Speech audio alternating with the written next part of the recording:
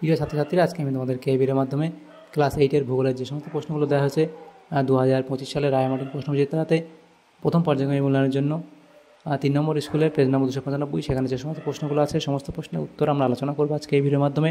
তোমরা ভিডিওটা শুরু থেকে শেষ অবধি অবশ্যই দেখবে, আর চ্যানেল যদি নতুন হয়ে থাকে অবশ্যই তোমার চ্যানেলটাকে সাবস্ক্রাইব করে রাখবে পরবর্তী যে স্কুলগুলো আছে সেগুলোর প্রশ্ন উত্তর পাওয়ার জন্য। এবং এর আগের যে স্কুলগুলো ছিল সেগুলোর প্রশ্ন উত্তর আমরা আলোচনা করে দিয়েছি, তোমরা প্লেলিস্ট থেকে সেগুলো পেয়ে যাবে।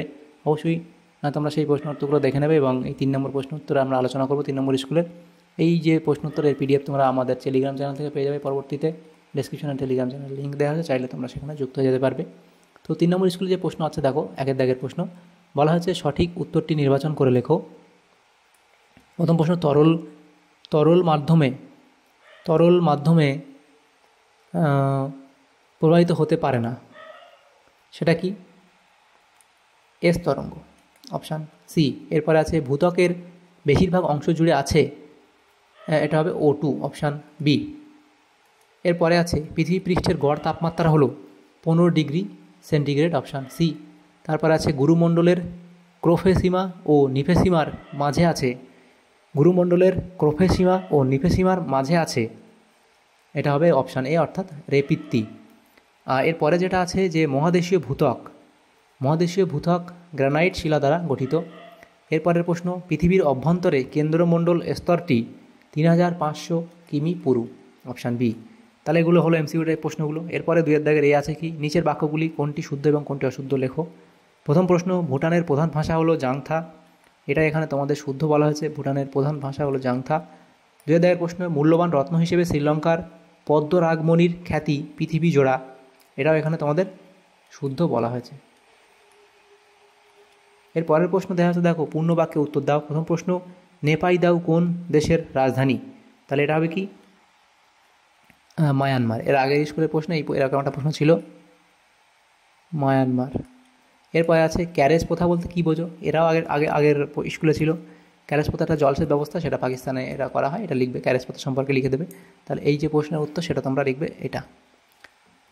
এরপরে সে ছিল 3 দাগের প্রশ্ন, সার্ক এর সদস্য দেশগুলির নাম লিখবে। এর আগের স্কুলে ছিল এই প্রশ্নটা। তাহলে 1 দাগের প্রশ্নের উত্তর লিখবে ভারত, নেপাল, বাংলাদেশ, ভুটান, শ্রীলঙ্কা, পাকিস্তান, মালদ্বীপ ও আফগানিস্তান।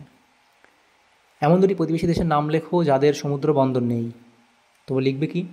তোমরা ভারতের প্রতিবেশী লিখতে পারো নেপাল, ভুটান লিখে দেবে। নেপাল, আচ্ছা, ভুটান ও নেপাল, এ দুটো লিখলে। এই 3 নম্বর প্রশ্ন বলা আছে, দেখো 3 দাগে যে প্রশ্ন সেটা হচ্ছে কি, মায়ানমারে কী কী ধরনের অরণ্য দেখা যায়? তাহলে এই যে 3 দাগের প্রশ্নটা উত্তর এখানে লিখবে। মায়ানমারে নানা ধরনের অরণ্য দেখা যায়, গর্জন, চাপশাল, মেহগনির মতো চিরসবুজ বৃক্ষ, অর্জুন, শাল, সেগুনের মতো পর্ণমোচী বৃক্ষ, আবার ঢেউ খেলানো তৃণভূমিও লক্ষ্য করা যায়। 4 দাগে যে প্রশ্ন আছে কি, সার্ক গঠনের উদ্দেশ্য কী? তাহলে সার্ক গঠনের উদ্দেশ্য তোমরা লিখবে এটা, সার্ক প্রতিষ্ঠার উদ্দেশ্য, এটা লিখলে এই এতগুলো এখানে পয়েন্ট দেওয়া হচ্ছে, দেখো 7 পয়েন্ট তোমরা লিখে দেবে। এরপরে যে প্রশ্নগুলো দেখো 4 দাগের প্রশ্ন।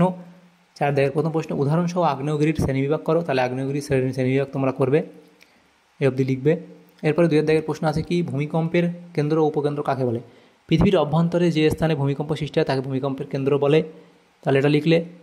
এরপরে বৈশিষ্ট্য তোমরা দেবে এবং ভূমিকম্পের উপকেন্দ্র কাকে বলে? ভূমিকম্পের কেন্দ্রের ঠিক সোজাসুজি ভূপৃষ্ঠের উপরে অবস্থিত স্থানকে উপকেন্দ্র বলে, তার বৈশিষ্ট্য লিখবে। এরপরে 3 দাগে বলা আছে প্রশান্ত মহাসাগরের পশ্চিম উপকূল বরাবর জাপান ও সন্নিহিত দ্বীপপুঞ্জ কীভাবে গড়ে উঠেছে, সেটা তোমরা অবধি লিখে দেবে। এরপরে ভূমিকম্পের প্রাথমিক তরঙ্গ পি ওয়েভ এবং দ্বিতীয় পর্যায়ের তরঙ্গ এস ওয়েভ, এর মধ্যে পার্থক্য লেখো। তাহলে পি তরঙ্গ এবং এস তরঙ্গ, তার বিষয় সংজ্ঞা, উৎপত্তি, প্রকৃতি, তরঙ্গ দৈর্ঘ্য, গতিবেগ, মধ্যম, ক্ষয়ক্ষতি, শক্তি ইত্যাদির উপর ভিত্তি করে এই সব পার্থক্যগুলো দেওয়া আছে, লিখে নেবে। এরপরে প্রশ্ন 5 দাগে বলা আছে নিচের প্রশ্নগুলি উত্তর দাও যে কোনো 2টি।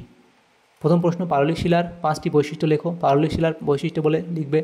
এখানে দেখো এতগুলো এখানে পয়েন্ট আমরা দিয়েছি, টোটাল 10টা পয়েন্ট লিখেছি। তোমরা যে এখান থেকে কিছু পয়েন্ট লিখে দেবে, 7টা 8টা লিখবে, যেহেতু 5 নম্বর করে দেওয়া হচ্ছে, পারলে সবটা লিখবে। চিত্রসহ উদ্বেদী ও নিঃসারী আগ্নেয়শিলার বিবরণ দাও, বই থেকে চিত্রটা দেখে নেবে।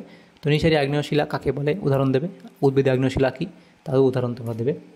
এরপরে প্রশ্ন দেওয়া হচ্ছে, দেখো 3 দাগের প্রশ্ন, ভূমিরূপের ওপর শিলার প্রভাব আলোচনা করো।